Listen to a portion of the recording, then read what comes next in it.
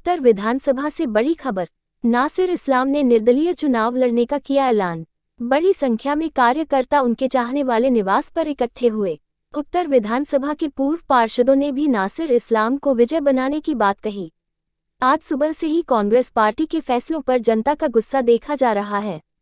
नासिर इस्लाम उत्तर विधानसभा के कांग्रेस के प्रत्याशी थे। अभी उनके निवास पर बड़ी बैठक खत्म हुई है। इस बैठक में नासिर इस्लाम को विजय बनाने का संकल्प लिया गया। उत्तर विधानसभा की जनता हर हाल में बदलाव चाहती है। नासिर इस्लाम ने वर्तमान विधायक पर कई गंभीर आरोप लगाए। नासिर इस्लाम ने कहा, उत्तर विधानसभा समस्याओं का गढ़ है। अब उत्तर विधानसभा में मुकाबला बहुत दिलचस्प हो गया है। ये बताओ कि भोपाल हॉस्पिटल के अंदर किसका इलाज हुआ करता था? हम ही पुराने शहर के गैस पीड़ित थे ना। आज क्या हाल है भोपाल अस्पताल का? खत्म हो गया, खत्म हो गया या मिलकर खत्म करा दिया गया या लूट लिया गया। मैं पूछना चाहता हूं, अदालत हुआ करती थी पुराने शहर के अंदर।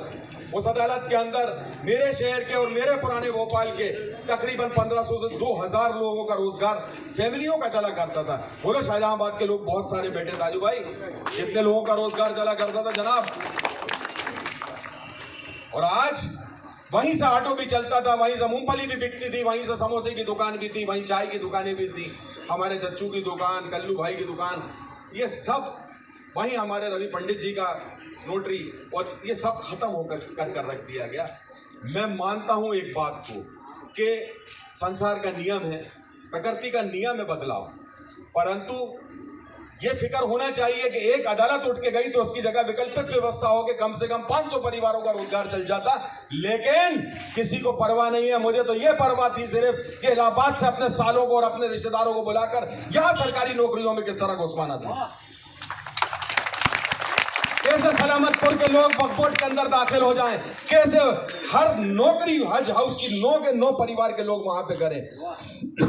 इसके बाद जितने भी वक्फिया जायदाद थी भोपाल की, बेहरूपिया बन के, चप्पलें पहन के, ढोंग करके लूट ली।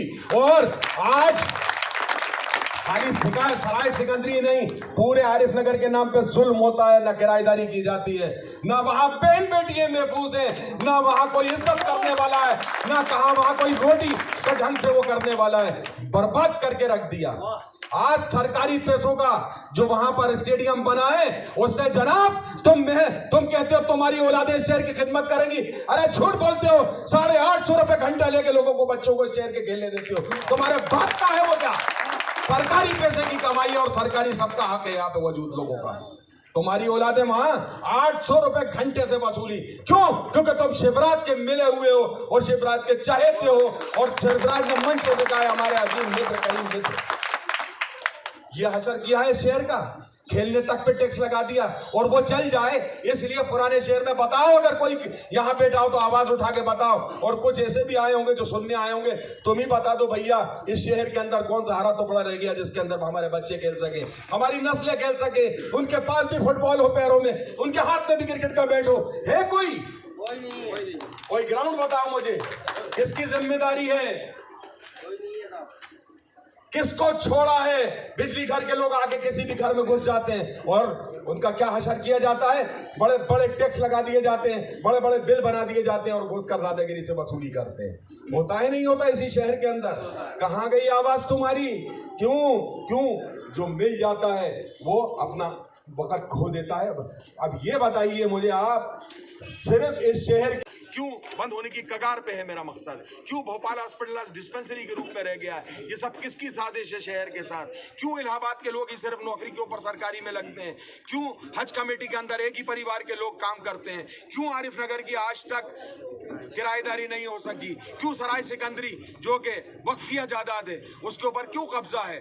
और शहर की खिदमत के लिए अरे चार तुमने इस कोने उस कोने पियाऊ बना दिए, जिन पियाऊओं के अंदर चूहे सड़ते हैं, जिनके अंदर कोई पानी पीने वाला नहीं, कोई सब्जी वाला भी रुक के वहां से पानी डालता। क्या दिखाने के लिए, क्या बताने के लिए? पूरा कोहे फिजा उखड़ा पड़ा है। एक चौराहे पे 4 लाइटें लगा के बेवकूफ बनाना चाहते हो लोगों को। इस शहर के विकास को छीन लिया, तबाह कर दिया। और यही काम भारतीय जनता पार्टी के महापौर ने भी किया था। जो प्रत्याशी महोदय वो 5 साल महापौर रहे और उन्होंने पुराने शहर के अंदर, तुमने बहुत सारे ब्रिज बनवाए, लेकिन पुराने शहर के अंदर तुमने कौन सा ओवरब्रिज बनवा दिया मुझे बताओ। तुमने कैम्ब्रिज स्कूल की दुर्दशा क्यों ये कर दी? तुम उसके ऊपर कब्जा करना चाहते थे श्रीमान जी, हमें मालूम है। क्यों तुम इस तरह से वाल्मीकि समाज के साथ, क्यों हमारे दूसरे समाजों के साथ, क्यों सुदर्शन समाज के साथ तुमने जो किया, उनकी अपने, तुम नगर निगम के मेयर बने, उनको जो जुलूस निकालने की और दूसरी आर्थिक सहायता मिलती थी वो तुमने बंद करा दी। आखिर क्या वजह थी, क्या मंसूबा है?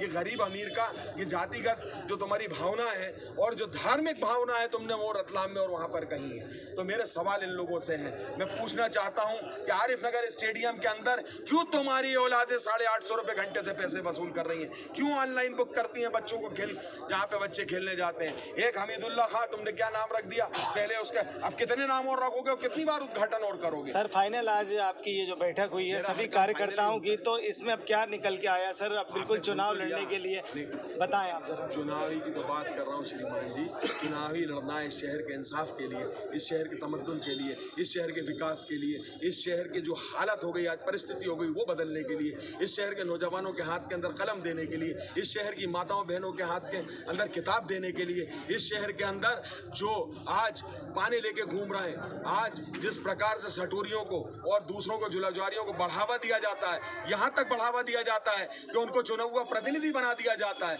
ऐसे लोगों से निजात दिलाने के लिए क्यों इलाहाबाद से लोग आते हैं यहाँ नौकरी करने? क्यों भोपाल के मुसाफिर खाने पे तुम्हारा आज कब्जा है? क्यों आरिफ नगर स्टेडियम पे कब्जा है? क्यों सराई सेकेंडरी पे कब्जा है? क्यों आरिफ नगर पे कब्जा है? सवाल है मेरे, मुझे 1 रुपए की किराएदारी सहारा एजुकेशन के नाम पे, मेरा सवाल है ये। और उसके बाद इस शहर के अंदर अपना खोटा सिक्का उछालते हो और चाहते हो कि इस शहर की जनता अगले 20 साल फिर वो जुल्म और सितम सहे। ऐसा नहीं होने देंगे, ऐसा नहीं होगा। और भारतीय जनता पार्टी के एजेंट तुम हो, तुमने, तुम्हारा मंच से कहते हैं शिवराज जी कि तुम उनके सबसे परम मित्र हो, और आज तक तुमने भारतीय जनता पार्टी के खिलाफ 30 साल में कौन सी आवाज उठाई है मुझे बताओ। मैं पूछना चाहता हूं तुमने कौन सा आंदोलन किया? ये जो तुम अपना खोटा सिक्का लेके आए हो, इसके नाम पे कौन सा आंदोलन लिखा है? कौन सी ऐसी लोक शहर की खिदमत लिखी है? कोई चीज नहीं है जनाब, कोई सर चीज उत्तर नहीं है। भोपाल लगातार समस्याओं का गढ़ बन गया है। कई समस्याएं, 540 से ज़्यादा समस्याएं बताई गई है। हर क्षेत्र में जनता परेशान है। इसे निजात कैसे मिलेगी? ऐसे निजात ऐसे मिलेगी कि जब इसका प्रतिनिधित्व ईमानदार हाथों में आए, जब इसका प्रतिनिधित्व सबके हाथों के अंदर आए, जो सबको सुनता हो, जो सबकी बात बीच में रखता हो, जिसके पास सबकी सुनवाई हो, जिसके साथ युवा लोग हों, जिसके पास भ्रष्टाचार के जो चरम सीमा है इसके अंदर रोक लगा सके, जो अपने बुजुर्गों के साथ बदतमीजियाँ जो हुई हैं वो ना हो, किसी बुजुर्ग का इस्तिकलाल जिस तरह से किया गया है वो ना हो, ये तमाम चीज़ें हैं जनाब। आखिर में एक सवाल सर, काफ़ी चाहने वाले आए हैं, क्या संदेश देते हैं उनको अब यहाँ से? आप चुनाव लड़ेंगे? संदेश दिया, मैं चुनाव लड़ूंगा। आप लोगों को क्यों यकीन नहीं होता जनाब? मैं चुनाव लड़ूंगा, कोई अगर आपको मनाने आए, लड़ूंगा।